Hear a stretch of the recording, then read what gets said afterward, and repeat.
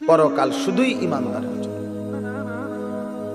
এজন্য আল্লাহ তাআলার তৌফিক ছাড়া বান্দা আমল করতে পারে না, নামাজ পড়তে পারে না, সেজদা দিতে পারে না।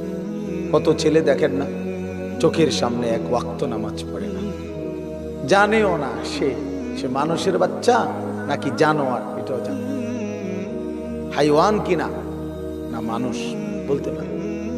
কে পাঠাইলো, কেন পাঠাইলো, কে সৃষ্টি করলো, কেন সৃষ্টি করলো, কি জন্য আসলো, কিচ্ছু জানে না, কিছুই জানে না। লক্ষ্য উদ্দেশ্যহীন, গন্তব্যহীন এক পাগল, মাতাল, ছাগল, যা মন চায় তাই করে, যা মন চায়। এটা জিন্দিগি আর কি। এ তো লক্ষ্য উদ্দেশ্যহীন জীবন, জন্তু জানোয়ারের জীবন। মুসলমান তো তাকে বলে যার সুনির্দিষ্ট গন্তব্য জানা আছে।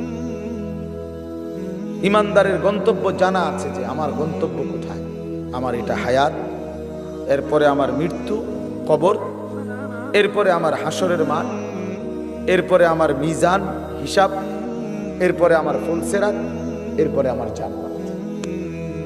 আমার টার্গেট জানা আছে।